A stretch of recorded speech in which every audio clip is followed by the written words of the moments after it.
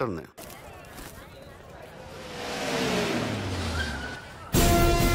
ఎక్కడి నుంచి వస్తున్నావు? నాకు తెలుసు, ప్రకాష్ దగ్గర నుంచి కదూ? తంబు మర్డర్ కేసు ఇన్వెస్టిగేషన్ చేసింది నేనే. అతన్ని నేను కావాలని చంపలేదు సార్. ఒక కుర్రాన్ని కాపాడే ప్రయత్నంలో అలా జరిగింది. తెలిసి చేసినా తెలియక చేసినా తప్పు తప్పే అని ఫీల్ అయ్యాను.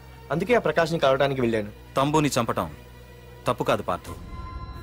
మర్డర్ చేయడం తప్పు కాదంటున్నాడేంటని ఆశ్చర్యంగా ఉందా? రా బండెక్కు. నాకంతా తెలుసు పార్థు, నీ తప్పేం లేదు.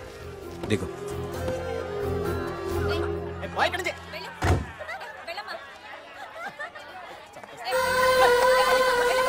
ఆమె ఎవరో తెలుసా? నాకంటే ముందు నా పోస్టులో ఉన్న పోలీస్ ఆఫీసర్ భార్య. తన కళ్ళ ముందే తన భర్తని ఆ తంబుగాడు అతి దారుణంగా నరికి చంపేశాడు. అది చూసి ఆవిడ పిచ్చిదైపోయింది.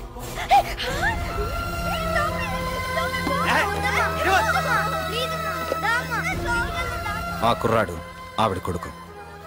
చదువుకుంటూ ఆడుకోవాల్సిన వయసులో తన పిచ్చి తల్లిని జాగ్రత్తగా చూసుకోవడానికి రోడ్డున పడ్డాడు. ఆ పెద్దాయన్ని చూడు. 6 సంవత్సరాల క్రితం తన కూతురి పెళ్లి కోసం బట్టలు కొనడానికి కూతురుతో పాటు సిటీకి వచ్చాడు. తంబుగాడు ఆ అమ్మాయిని ఎత్తుకుపోయాడు. ఆ రోజు నుంచి ఈ రోజు వరకు తన కూతురు ఉందో లేదో తెలియకపోయినా ఎప్పటికైనా తిరిగి ఇవ్వకపోతారా అన్న చిన్న ఆశతో ఈ సిటీలో ఉండిపోయాడు. వీళ్లే కాదు పార్థు, ఒక్కసారి అటు చూడు. పశువులు కూడా ఉండలేని ఈ మురికి నీళ్ల పక్కన వీళ్ళెందుకుంటున్నారో తెలుసా? ఆ ప్రకాష్ గాడు తన తమ్ముడి పేరు మీద మల్టీప్లెక్స్ కట్టడానికి వీళ్ళుండే ఇళ్లని ఖాళీ చేయించి తన సొంతం చేసుకున్నాడు. వాణ్ణి ఎదిరించలేక, వేరే దారి లేక వీళ్ళంతా ఈ దుర్భరమైన జీవితాన్ని గడుపుతున్నారు. ఇప్పుడు చెప్పు పార్థు, తంబుని చంపడం తప్పని ఇంకా నువ్వు ఫీల్ అవుతున్నావా? నువ్వు అడగచ్చు, ఇన్ని జరుగుతుంటే మీరేం చేస్తున్నారని. మా అధికారమే మాకు అడ్డమైంది.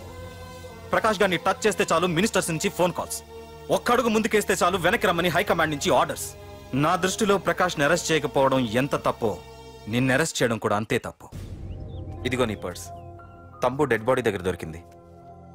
పార్థు, నిశ్చింతగా ఊరెళ్ళి నువ్వు ప్రేమించిన అమ్మాయిని పెళ్లి చేసుకుని హ్యాపీగా ఉండు. చూడు, నిన్ను నువ్వు రక్షించుకోవడానికి ఆ ప్రకాష్ని గాని వాడి మనుషుల్ని కానీ ఏమైనా చేయి. నీ వెనక నేనున్నాను. Wish you all the best.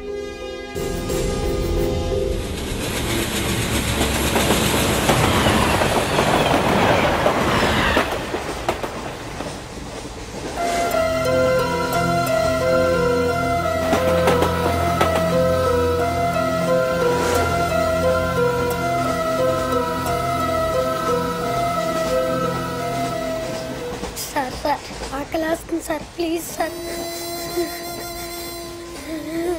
అమ్మా క్లాస్ ఉందమ్మా. Sir sir please sir.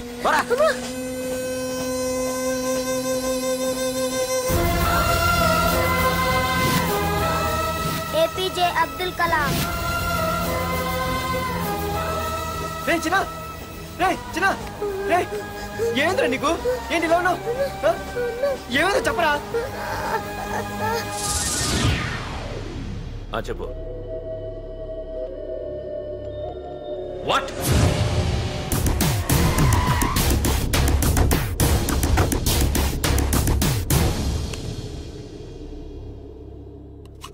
అన్నా, తమ్ముడిని చంపింది వరదరాజులు కాదన్నా, ఓ కాలేజీ కుర్రాడు. ఎవడ్రా? ఎక్కడ ఉంటాడు వాడు? చెప్పు. పేషెంట్ ని డిస్టర్బ్ చేయకండి. అతను ఇప్పుడే కోమా నుంచి కోలుకున్నాడు. చనిపోయే ప్రమాదం ఉంది. రే, నా తమ్ముడు ఆల్రెడీ చచ్చిపోయాడు రా. వెళ్ళు. చెప్పు. అన్నా, ఆడెక్కడ ఉంటాడో తెలియదు కానీ ఆడితో పాటు ఆ స్కూల్ కుర్రాడు కూడా ఉన్నాడన్నా. రే, వీడిని బండి ఎక్కించండి. అలాగన్నా.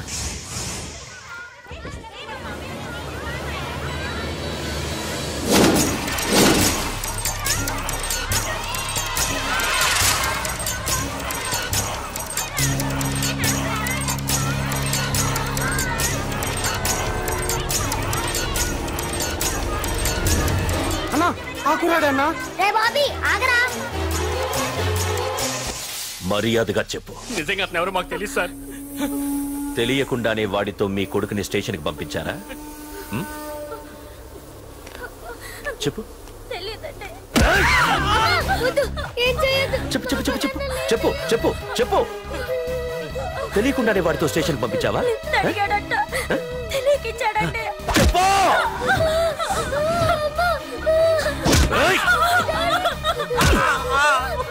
చెప్పవే, చెప్పు చెప్పు. ఏమి చేయకండి సార్. ఇప్పుడు చెప్తా, చెప్పు. మమ్మల్ని వదిలేయండి సార్, ప్లీజ్. చెప్పు సార్. చెప్పు. మాకు తెలియదు తెలీదా? సార్. చెప్పు చెప్పు. ఏయ్, చెప్పు. ఏయ్, ఏయ్, చెప్పు. ఇప్పటికైనా చెప్పవే. ఓడు నా చేతిలో చావాలి. చెప్పు.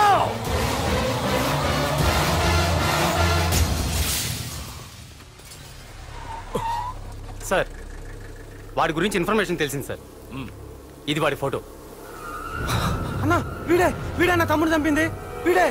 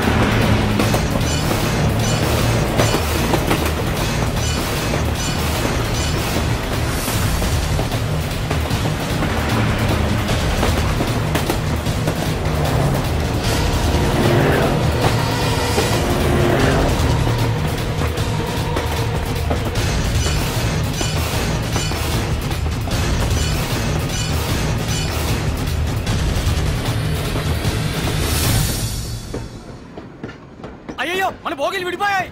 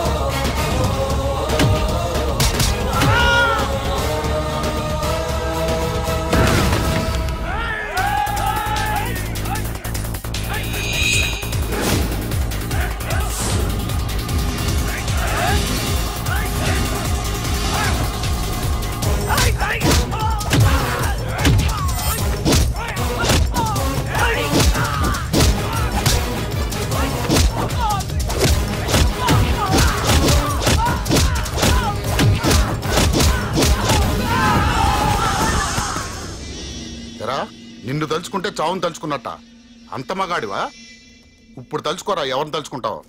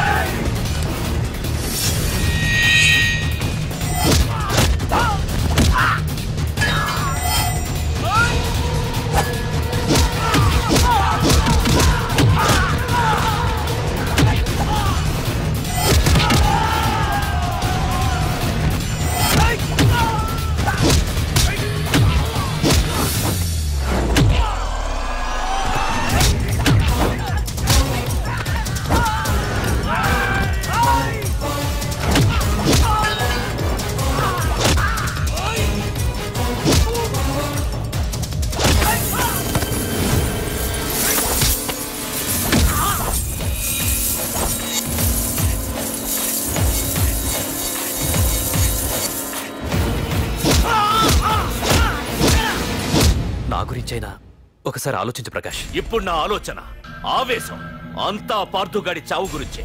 ఆల్రెడీ నా మనుషులు వెళ్ళారు. 5 నిమిషాల్లో వాడిని కాదు, వాడి శవాన్ని తీసుకొస్తాను.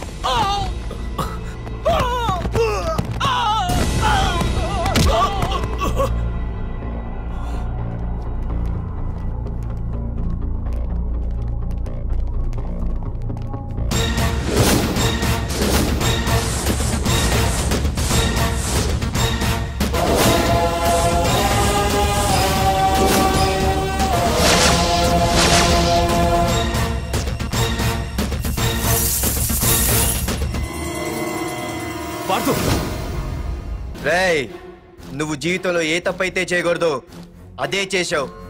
నన్ను టెన్షన్ పెట్టావు. నా మూలంగా అభంశుభం తెలియని పసివాడి తల్లిదండ్రులను చంపి వీన్ని అడుక్కు తిని అనాథం చేశావు. నీ వల్ల అన్యాయం అయిపోయిన ఈ పసివాడి మీద ప్రమాణం చేసి చెప్తున్నా, నా పెళ్లికి పంతులు పంచాంగం చూసి పెట్టిన ముహూర్తం ఈ 28. అప్పటి వరకు నేను ఇక్కడే ఉంటా. నీ ప్రతి అడుక్కి ఎదురొస్తా. నీ రౌడీ రాజ్యాన్ని నేలకూలుస్తా. నీ రాక్షసత్వం వల్ల ఇప్పుడు వీడు ఏ స్థితిలో అయితే ఉన్నాడో అదే స్థితికి నిన్ను తెచ్చి నడి రోడ్డు మీద నిలబెడతా. దానికి నేను పెట్టిన ముహూర్తం ఈ నెల 19. తెచ్చుకో. నీ బ్రాంచీల నుండి జనాల్ని తెచ్చుకుంటావో, నీ గోడౌన్ నుండి ఆయుధాలు తెచ్చుకుంటావో. ఒరే ప్రకాష్, పొరపాటున నా పొరచేయి తగిలితేనే పైకి పోయాడు నీ తమ్ముడు. అదే నే మనసు పెట్టి పిడికిలి బిగించి కొట్టానంటే పునర్జన్మ లేకుండా పోతావు.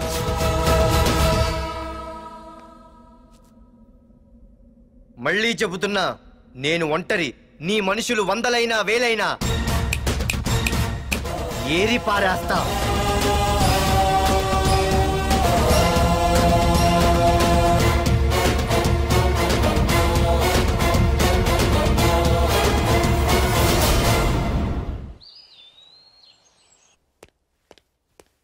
నాన్నా, పార్థు, ఏం నాన్నా? నేను ఇంత టెన్షన్ పడుతుంటే నువ్వే మాట్లాడవేంటి? పార్థు తనని నమ్ముకున్న వాళ్ళని టెన్షన్ పెట్టడు, తనతో పెట్టుకున్న వాళ్ళకి టెన్షన్ పెడతాడు. అవునమ్మా, ఒక్క ప్రకాష్ కాదు, 100 మంది ప్రకాష్లు అడ్డొచ్చినా వాళ్ళంతు చూసి పెట్టిన ముహూర్తానికొచ్చి నీ మెళ్ళో తాళి కడతాడు.